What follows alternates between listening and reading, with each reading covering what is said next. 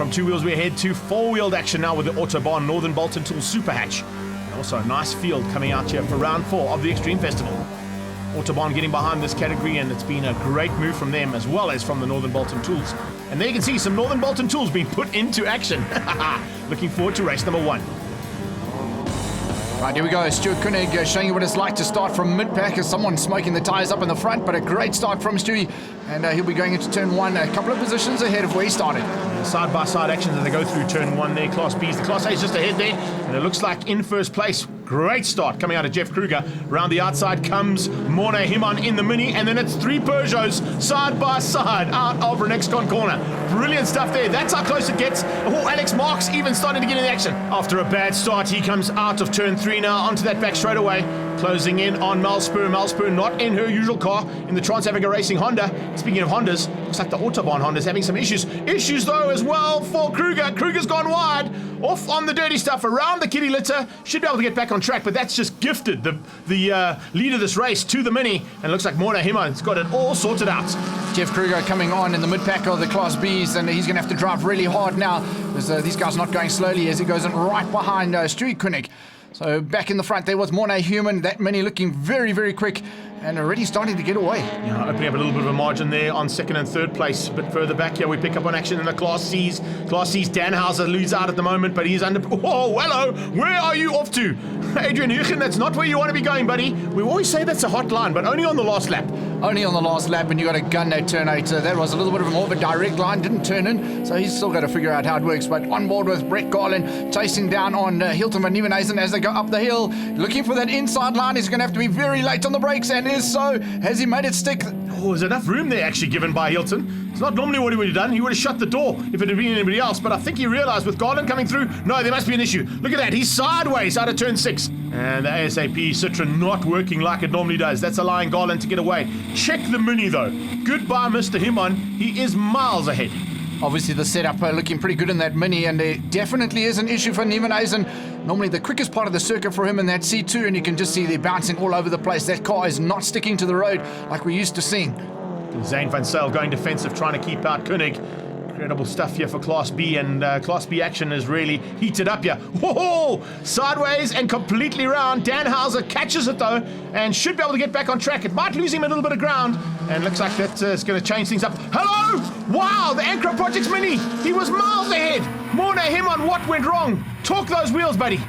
On board with Jeff Kruger, and he's caught up from a long way back after that lap 1 incident. He's got Brett Garland just in front of him, but running out of time as they go down towards their final corner. Final time into the final corner. Unfortunately, just not enough laps there for Kruger to make his way back to the front end where he was when he went off earlier on. Checkered flag comes out and Garland takes the win in the AutoBarn car, winning out over Jeff Kruger in the Steam Sure combustion car. Class B is going to be by Nick Martin in a borrowed car this time, not normally in baby blue, this time in the Peugeot. And the Class C honours looks like it's going to head down to Tyler Scott. What a drive there from Tyler. That's his first victory for the season. Going through the official results, Brett Garland with the win ahead of Jeff Kruger and Hilton van Nieuwenhuizen. Nick Martin with the win in Class B ahead of Zane van Zyl, and in Class C, Tyler Scott ahead of Tony Holmes. Garland, when we caught up with him straight after the race, a good effort there in the AutoBarn Honda. Jeffrey Kruger went off on the first lap, which helped us out a lot.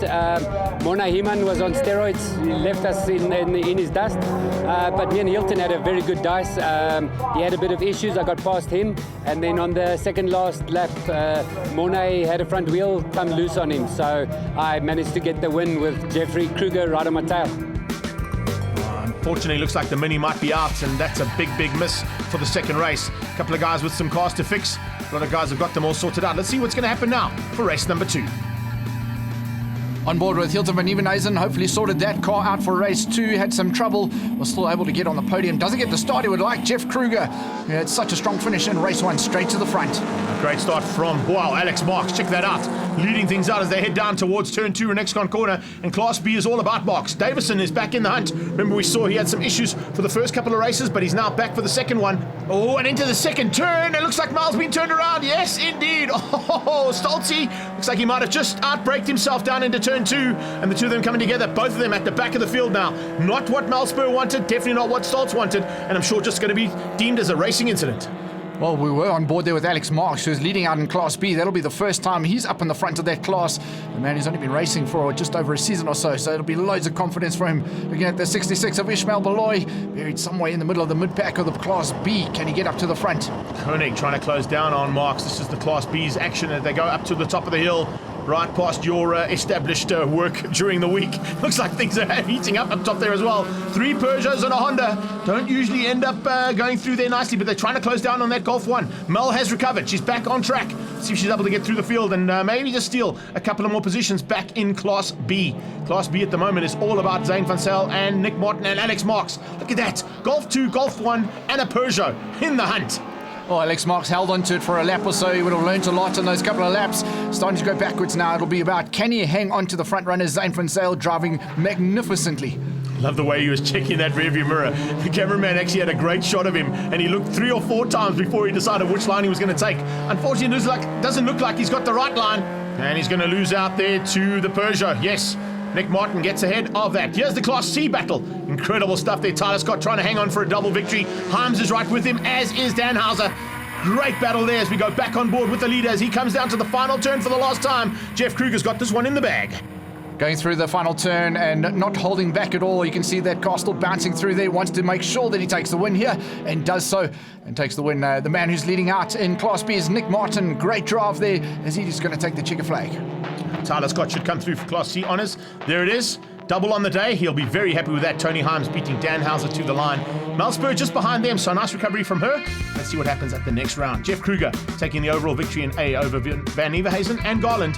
Davison, Nick Martin taking B's, and Zyl right on his tail, and Tyler Scott once again with the double. We caught up with Nick Martin to find out how the day was in a slightly different car.